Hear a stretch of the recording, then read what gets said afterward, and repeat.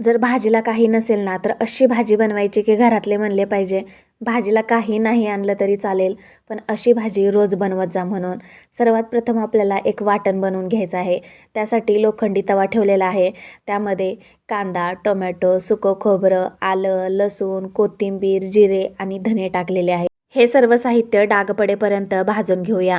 यानंतर घेऊया मिक्सरचं भांडं. त्यामध्ये भाजलेलं साहित्य टाकूया आणि मिक्सरला वाटून घेऊया.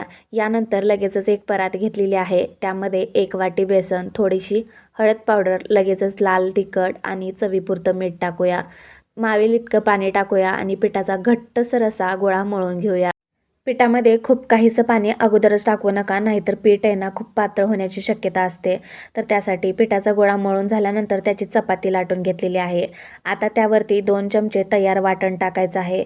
सर्व असं चपातीला लावून घ्यायचं आहे. यानंतर सुकं खोबरं टाकलेलं आहे.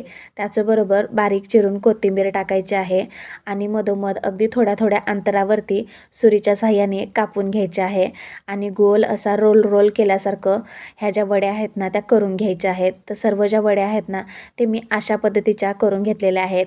जर तुम्हाला खूपच छोट्या हव्या असतील तर मधून आणखीन कापू शकता. आता देऊया भाजीला फोडणी. फोडणीसाठी कढईमध्ये 2 ते 3 चम्मच तेल टाकलेलं आहे. तेलामध्ये तयार वाटण टाकूया. वाटण अगदी तेल सुटेपर्यंत परतून घेऊया.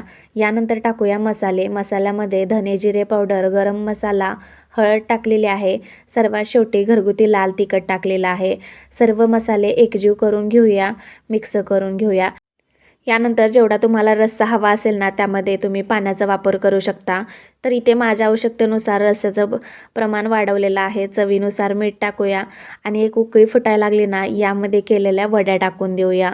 तुमच्याकडे ह्या भाजीला काय म्हणतात मला नक्की कमेंट्स करून सांगा. ही भाजी शिजण्यासाठी साधारणतः 5 ते 7 मिनिटे वाट पाहूया. सर्वात शेवटी टाकूया बारीक चिरून कोथिंबीर आणि दिसते ना कमाल, एकदम तर्रीदार झणझणीत अशी ही वड्याची भाजी तयार आहे. एकदा नक्की करून बघा. आवडल्यास एक लाईक नक्की करा. धन्यवाद.